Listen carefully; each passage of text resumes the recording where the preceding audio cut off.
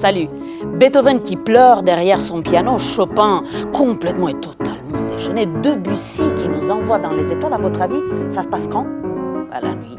La nuit avec tous ses excès et toutes ses émotions. Nous sommes au studio 15 de la RTS avec le pianiste Ivan Illich. On va vous raconter tout ça. Suivez-moi, suivez-moi. Salut Ivan. Ça me dit quelque chose? C'est quoi?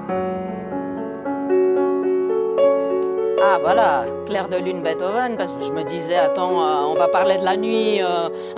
C'était quoi le swing d'avant? Ça me fait penser à Ray Charles, je m'amuse comme ça à faire ça, puisqu'il était de formation classique. Il semblerait qu'avant tous ses concerts, il s'installait au piano, et pour vérifier le piano et l'acoustique, il jouait un peu de Beethoven, notamment la sonate clair de lune. Beethoven était aussi un grand improvisateur comme Ray Charles? Oui, tout à fait. Et puis c'est même le titre de cette sonate, c'est comme une improvisation. Donc ça se ressent depuis le début, puisque c'est juste une suite d'accords, il n'y a pas tellement de mélodie, et puis il va juste chercher, donc il va déplacer la basse.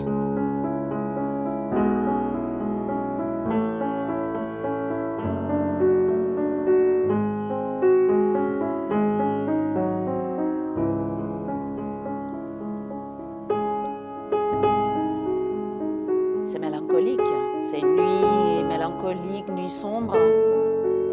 Il est seul. Il est seul. Est-ce qu'il est triste? Ah oui, il est triste. Ah, très très triste. Oui, même. très triste. À chaque fois qu'il y a une petite lumière qui nous donne l'espoir d'une vie meilleure, en fait non, il nous casse l'ambiance directe. Puis ça c'est très douloureux comme chemin. Puis il insiste, il le fait 2 fois. Donc effectivement, pour Beethoven, c'est une nuit où il se retrouve seul, où il contemple, où il a des regrets, à mon avis. Et puis, il est centré sur lui-même, sur ses propres émotions. C'est une sorte de voyage, d'introspection. En fait. Le fait qu'il y a cette note répétée, ou enfin en tout cas de...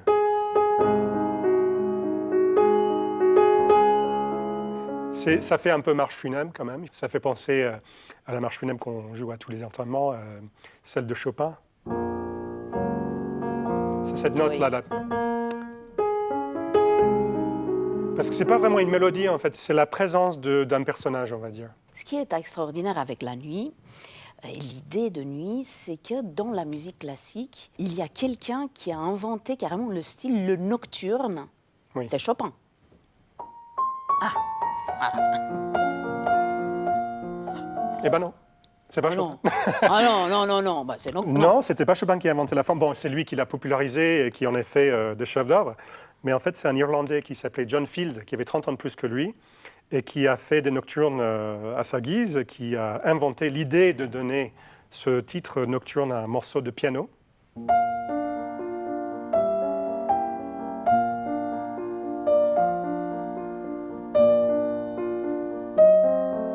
Ah oui, on dirait du Chopin, quand même. Mais tu penses qu'il a pu pomper sur Field? Complètement. Ça sent, puisqu'il prend tellement d'éléments. Le fait qu'il y ait un accompagnement comme ça à la main gauche, en arpège, le fait qu'il y ait une mélodie qui est très chantante. Je veux dire, Chopin a vraiment, clairement, il s'est inspiré, et puis il se connaissait, les 2 compositeurs. Sauf que Chopin, au lieu que la plupart de ces nocturnes qui sont majeures comme John Field, en a fait en mineur.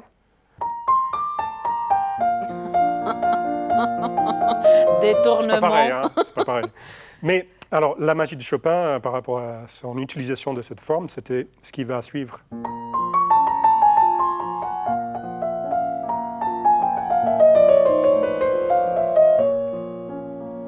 Et je pense que c'est là qu'on trouve la justesse entre le titre du morceau nocturne et ce qu'il en a fait, puisque ce sont des excès presque kitsch qui se rajoutent.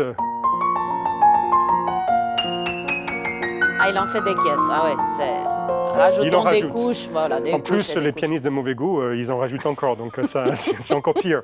Mais Ivan, c'est ça qui est intéressant. Attends, donc Beethoven, on est dans le grave marche funèbre, nuit sombre. On est triste, on est dans la mélancolie. Avec Chopin, c'est un tout petit peu plus lumineux, mais il y a aussi Debussy avec Clair de lune. Oui, Clair de lune. C'est tout autre chose. Effectivement, c'est l'apaisement, et puis il introduit un élément qui a été absent dans Chopin et Beethoven.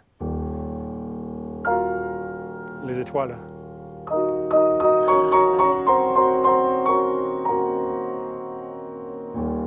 Puis pour moi, cette basse, c'est comme le panorama noir d'espace sur lequel les étoiles scintillent d'autant plus.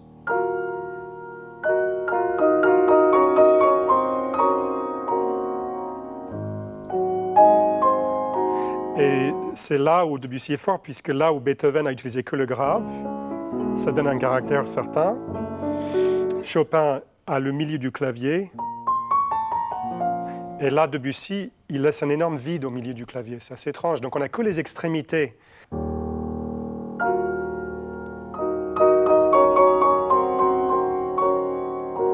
Mais au sein du morceau, il n'y a pas toujours les graves. Parfois, il a juste scintillé les étoiles avec rien d'autre.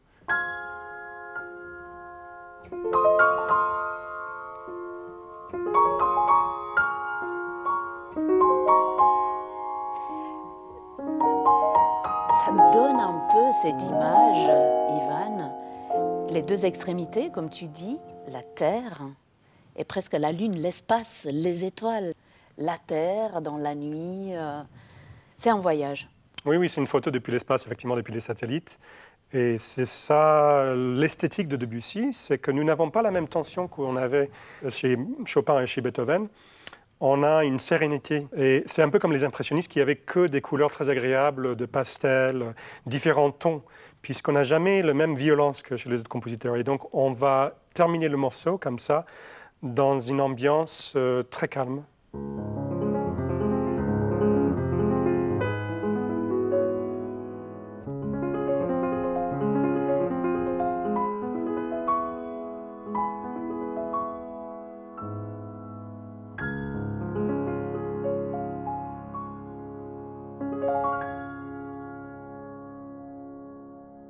Merci, Ivan. Bon, on vient de le voir, toutes nos émotions se racontent en musique classique. Si ça, c'est pas la grande classe, allez, à une prochaine.